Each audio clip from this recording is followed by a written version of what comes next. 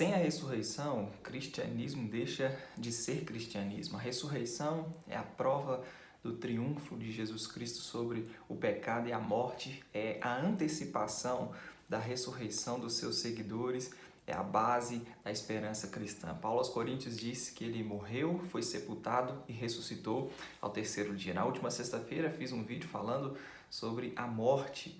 Ele foi colocado em um sepulcro, como os evangelhos nos contam, mas aquele sepulcro estava aberto. No domingo pela manhã ele ressuscitou, e ao longo de toda a história cristã, a ressurreição, a mensagem do túmulo vazio tem sido atacada por opositores, por céticos, por ateus. E eu quero que você, por um momento, pense comigo em alguns pontos específicos que eu quero compartilhar com você. A história e a tradição cristã, a crença na ressurreição, ela floresceu a partir da própria cidade onde Jesus fora publicamente crucificado. Todos os cristãos, todo mundo sabia onde era o sepulcro que Jesus havia sido colocado. E se o túmulo não estivesse vazio, seria impossível criar, ter surgido essa crença na ressurreição.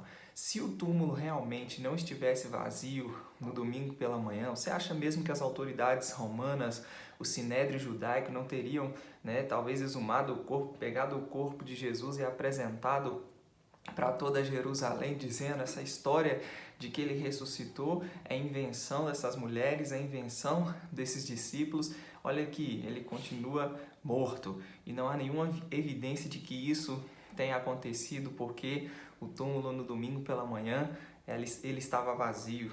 Uma outra curiosidade, um agnóstico chamado Charles Templeton, ele diz que as 4 descrições dos evangelhos, elas são tão diferentes, elas diferem de modo tão marcante que nem com toda boa vontade há como conciliá-las. Dr. Michael Martin, da Universidade de Boston, colocou essas aparentes contradições lado a lado e tentando, obviamente, ridicularizar a ressurreição. Dr. Michael Martin disse, em Mateus, quando Maria Madalena e a outra Maria chegaram ao túmulo antes do alvorecer, encontraram a grande pedra diante da entrada, presenciaram um terremoto violento e um anjo desceu para rolar a pedra para o lado. Em Marcos, as mulheres chegaram no túmulo antes do nascer do sol e a pedra já tinha sido retirada. Em Lucas, quando as mulheres chegaram ao amanhecer, viram que a pedra já tinha sido retirada. Em Mateus, um anjo está sentado sobre a rocha fora do túmulo. Em Marcos, um jovem está sentado dentro do túmulo. Em Lucas, há 2 homens lá dentro. Em Mateus, as mulheres presentes no túmulo são Maria Madalena e a outra Maria. Em Marcos, as mulheres presentes no túmulo são as 2 Marias e Salomé. Em Lucas, Maria Madalena, Maria mãe de Tiago, Joana e outras mulheres estão no túmulo. Em Mateus, as 2 Marias saem correndo do túmulo cheias de medo e alegria para dar a notícia aos discípulos e encontram Jesus no caminho. Em Marcos, elas saem correndo cheias de medo e não dizem nada a ninguém.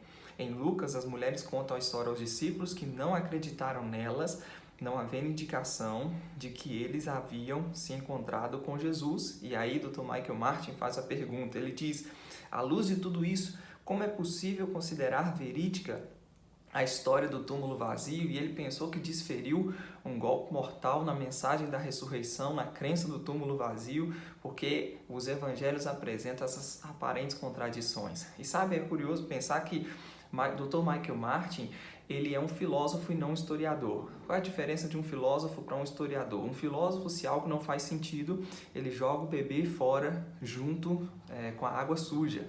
A lei da não contradição, a lei da contradição, diz que isso não serve e isso tem que jogar fora. Um historiador, diferentemente de um filósofo, ele olha para um relato como esse e diz,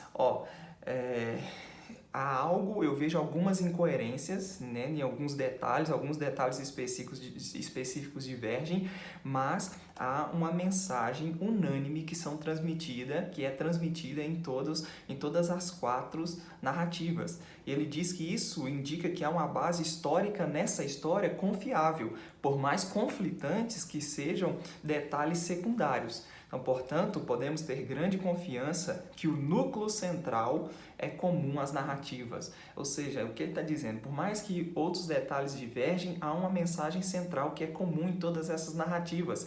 E se você leva isso para um tribunal, se os 4 evangelhos fossem idênticos em todas as minúcias, né, isso levantaria suspeita de plágio, ou seja, combinaram o testemunho. Se fosse idêntico em todos os detalhes, em todas as minúcias, isso levantaria suspeita de plágio.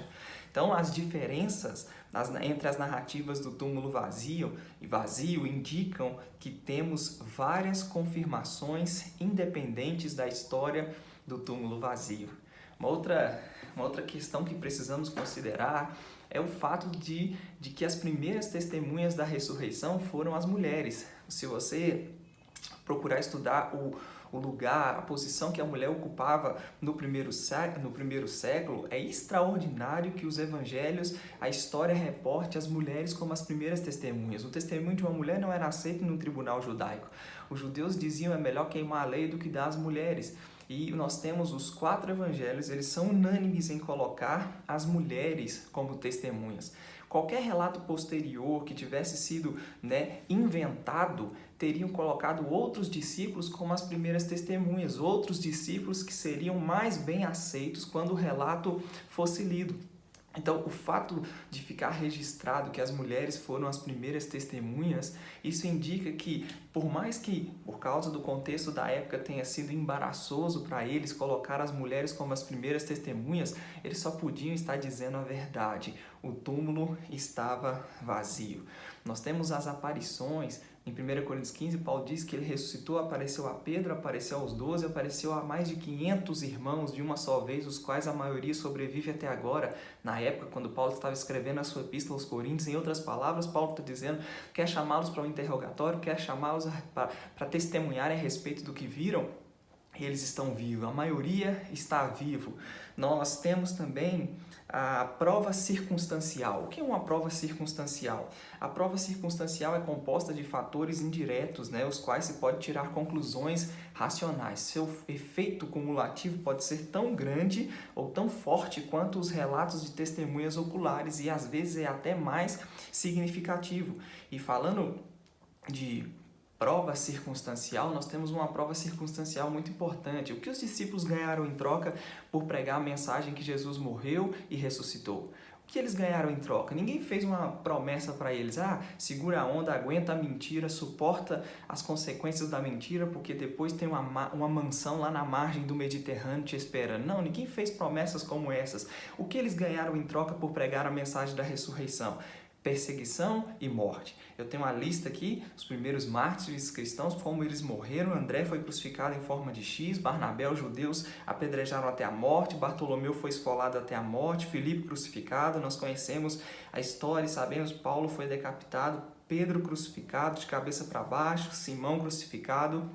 Então eles não ganharam nada em troca senão perseguição e morte, e porque se permitiram receber exatamente isto como consequência da mensagem da ressurreição, porque eles viram o Jesus que na sexta-feira fora desfigurado pelos soldados romanos, pela crucificação romana, mas que no domingo pela manhã apareceu vivo, com provas incontestáveis. Nós temos que considerar também aquilo que cadê? Os discípulos morreram por suas crenças, a conversão dos céticos. Você tem um Paulo que antes da conversão perseguia veementemente os cristãos, obrigava-os a blasfemar, dava o seu voto quando eles eram mortos, e Jesus aparece para ele. O próprio Jesus que está vivo agora, um corpo de carne e osso, incorruptível, imortal, de glória, um corpo que a morte não tem mais domínio, está agora à direita de Deus. Esse Jesus apareceu para Paulo e ele se converteu e tomou e fez da sua vida o seu zelo agora direcionado para o Messias e a mensagem da ressurreição. Alguns homens ao longo da história estudaram a ressurreição e eu quero citar alguns aqui para terminar. Lionel Luckham, ele um advogado brilhante, inteligente, cujas 245 absolvições impressionantes de assassinato consecutivas lhe valeram O livro lhe valeram um lugar no livro de Guinness Records como um advogado mais brilhante e bem-sucedido do mundo. Ele disse, falando do túmulo vazio, ele disse: digo de modo inequívoco que as provas da ressurreição de Jesus Cristo são tão avassaladoras que exigem que as aceitemos sem deixar absolutamente nenhum lugar para dúvida. Norman Anderson, um dos maiores intelectos na área de direito, ele disse: o túmulo vazio é uma rocha verdadeira sobre a qual se despedaçam em vão todas as teorias racionalistas da ressurreição. Lee Strobel, ele disse no seu livro Em Defesa de Cristo: os céticos têm sido incapazes de colocar Jesus de volta no túmulo. Eles se debatem, lutam, se agarram a quaisquer argumentos para se salvar, contradizem a si mesmos. Perseguem teorias desesperadas e extraordinárias para tentar explicar as evidências, mas vez após outra, no fim, o túmulo permanece vazio. Ele ressuscitou, e porque ele ressuscitou não é vã nossa fé, não é vã nossa pregação, não estamos mortos nos nossos pecados. Os que dormiram em Cristo não pereceram, porque já já todo o povo de Deus vai ressuscitar. Nós, os que estivermos vivos, seremos transformados. Como Paulo diz, nos encontraremos com o Senhor nos ares, e assim nós estaremos para sempre com o Senhor. O túmulo está vazio.